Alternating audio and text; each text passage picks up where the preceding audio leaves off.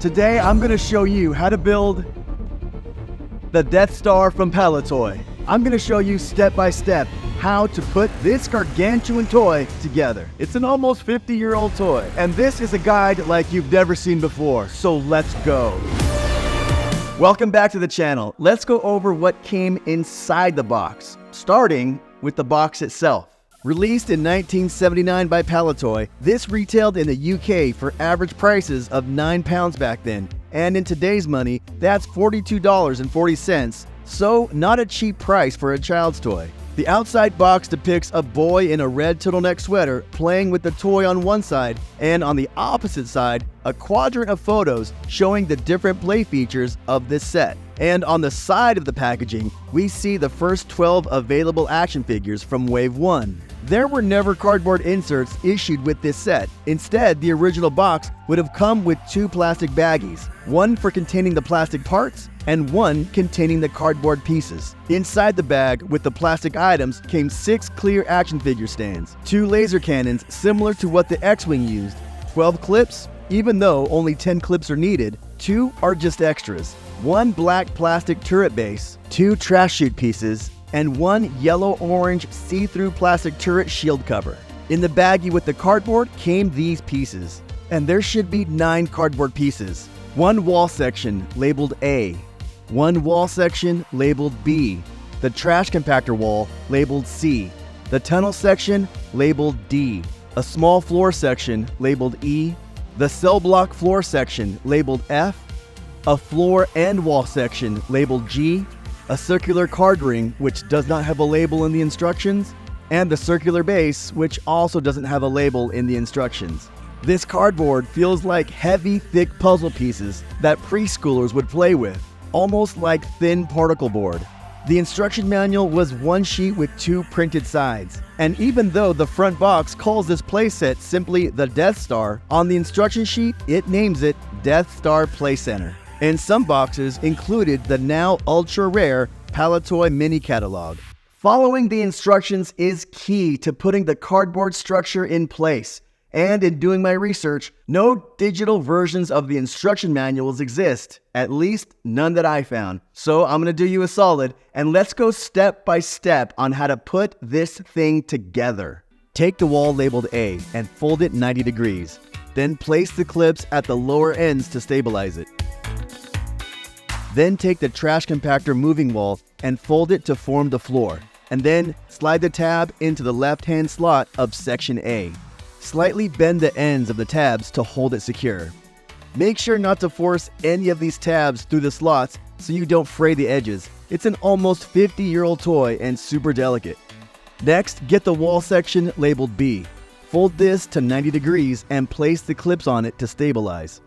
Take section A and gently securing the trash compactor section, slide section A into the slots of section B. Next, get the tunnel section labeled D and fold into a hexagon shape, keeping the open side to the top. Fit this into the hexagon-shaped opening on section A, first by sliding in one end, pressing the back into position in the central column, then sliding it across to the other end. I would be lying if I said this wasn't nerve-wracking. Take the small floor section labeled E, it's the one with no square cutouts, and fit that into position. Open the circular base and place it on a large flat surface with the Star Wars illustration logo facing down and the mirror side facing up. Now gently glide the assembled wall sections, matching the floor and walls to the holes in the base. Just use the trash compactor floor as a guide to where the walls should line up. Next, fit the clips into the base holes and make sure they're secure. Sometimes you get these vintage items dirty and grimy. I use fragrance-free and alcohol-free baby wipes to clean these items and then let them air dry before I assemble them. You can get this item and more supplies at my website, thepadawancollector.com. The link is in the description. Assemble the 2 halves of the trash chute and fit that into the square cutout in the floor section. Fit the floor section, locating the trash chute into the hole in the wall of the cell block.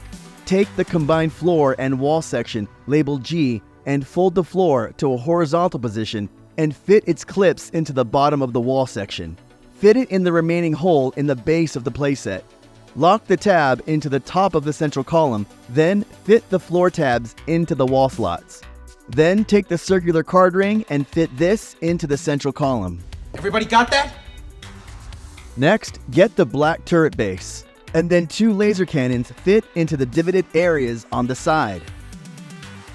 You can place an action figure laying down, then over this, place the yellow-orange see-through plastic cover. Then place the entire turret on top of the central column. You can make the laser cannon move up and down. The turret can rotate 360 degrees. Inside the tractor beam column, there should be a mirror sticker that's been placed to give the illusion of depth in the shaft. That's what she said.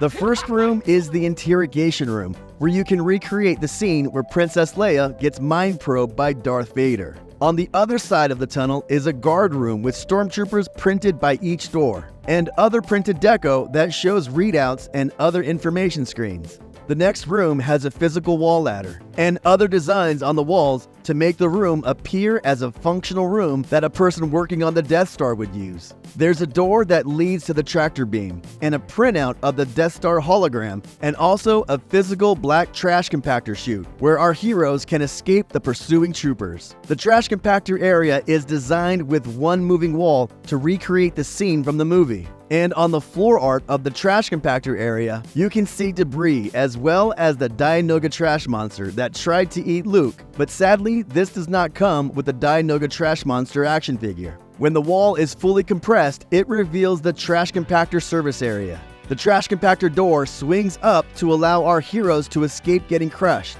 and this leads to the main Death Star room. Printed on the walls are stormtroopers who are being called to the scene, a door leading to the docking bay, the wall ladder which continues from the room above, printed panels and pipes, and a door which leads to the Death Star control room. In the control room, there are printed drawn images of Death Squad commanders at work, and on the displays, the Battle of Yavin being depicted, with the Death Star HUD layout showing the position of the attack.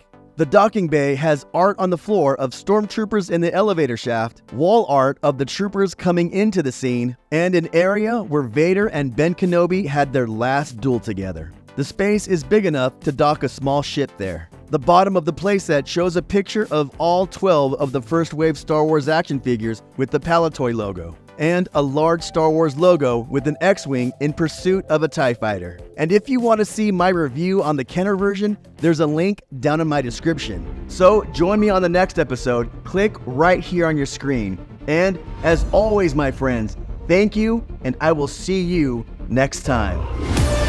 If you're new to the channel, check out the welcome video, or just check out the next episode.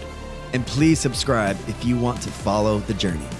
And remember, there is no shame in being a Padawan.